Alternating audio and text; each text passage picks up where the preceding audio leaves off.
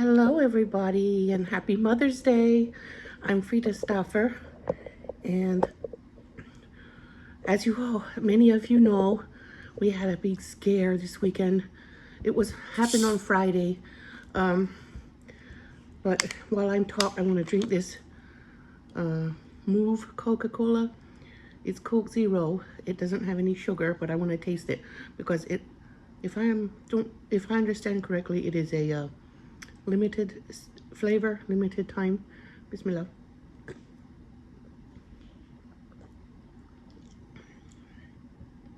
It tastes good. I taste hints of caramel and maybe vanilla and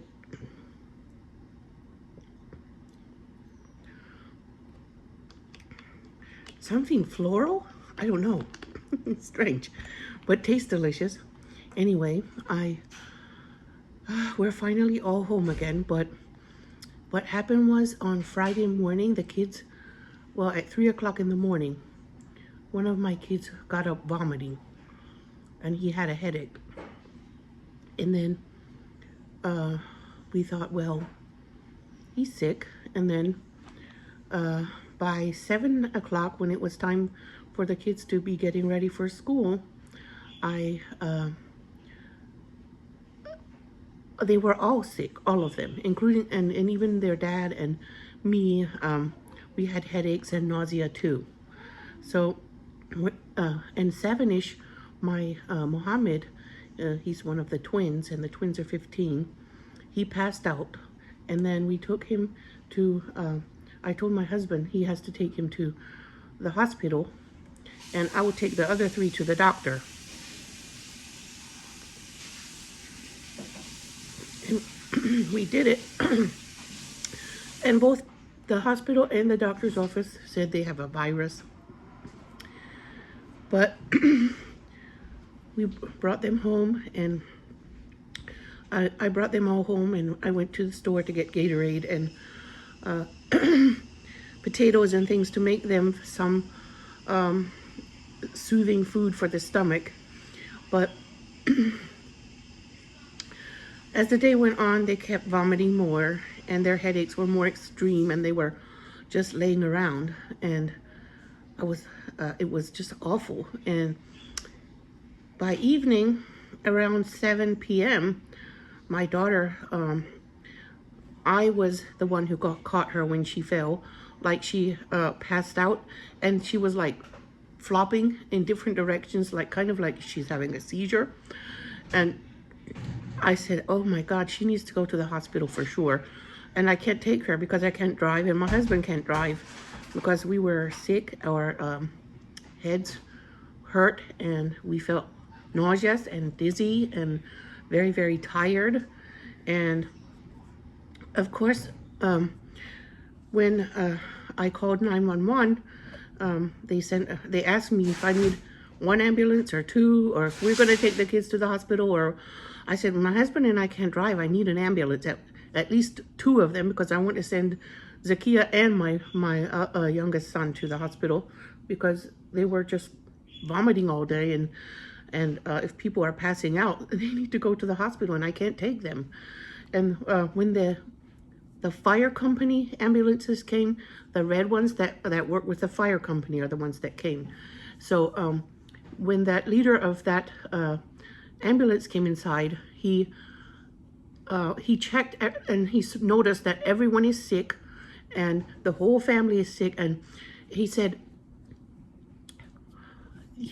this whole family is sick. They look like they've been exposed to carbon monoxide. And then he just repeated that a couple of times, and then he called the fire truck to come with a detector, and they brought it in the house, and they found that indeed there was carbon monoxide in our house. And so he got all of us outside. He said, you all have to go outside because there's poison in the house. And when he took us to outside, we were like, the kids were just sitting in the van waiting for the other ambulance to come, throwing up, and they were throwing up while waiting.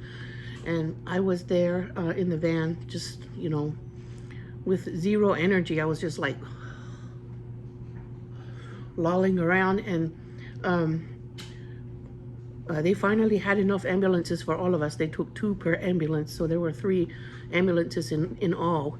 And they, my husband's cousin, I called him immediately because on the phone they said that, and they have to have a friend of the family or a relative to come with them in the ambulance because they can't transport minors in the ambulance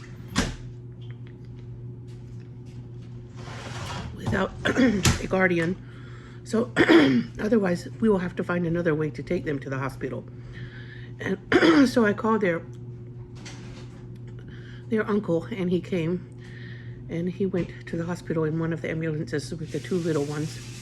And they took all 4 of the children to a pediatric ICU to detox them.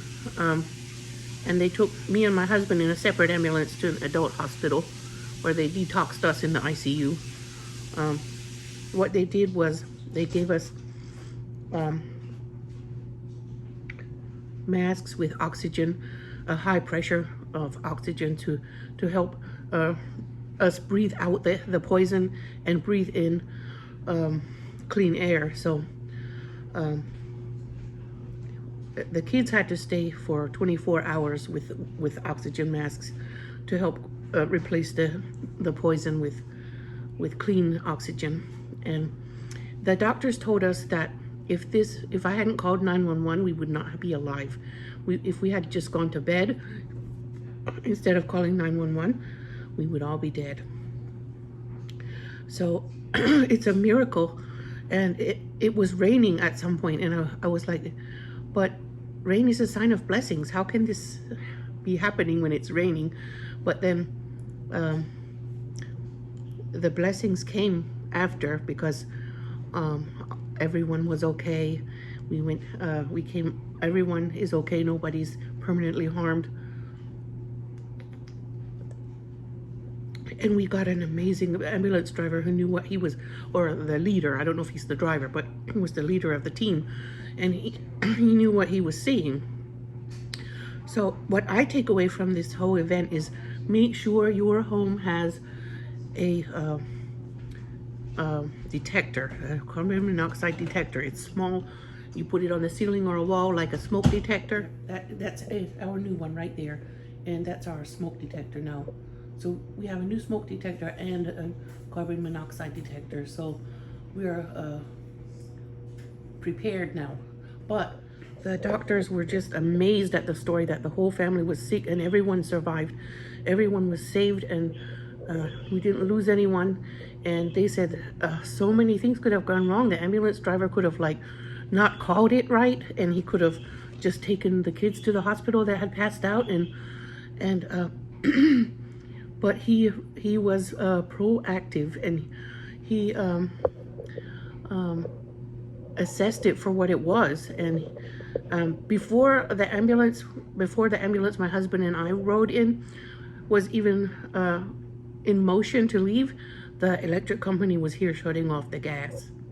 So what they believe happened is that there was a gas leak under the house, and that has been repaired. And the electric company put a new meter in, and we're waiting to have the service turned back on. The electricity is on, but the gas is still off. We have to cook outside. My husband cooked chicken outside on my fire pit, and maybe we'll make breakfast outside too. That'll be fun. But we're just really lucky to be alive. And this yesterday afternoon, I was dismissed or discharged from the hospital around 4 p.m. and I went home to take a shower before leaving the hospital. Before going back to visit my kids. I went straight home to take a shower. The water was still a little warm. It wasn't too cold yet, but so I got a nice refreshing shower before I went to the hospital to visit the kids and bring them some clothes and things. So I stayed at the children's hospital for a few hours, and then I came home because I sleep with a BiPAP, and my husband stayed at the hospital and slept with the kid beside the kids. They had chairs in their rooms for parents to sleep on, I found both like recliners. You found them both? Oh, thank God. They're behind. Where were they? They're behind the washer. Behind the old washer? Yes. Really? Well, 2 kittens were missing when we came home. She finally found them. She was heartbroken. I didn't even find them. You thought they were dead. I didn't even find them. But they just came out?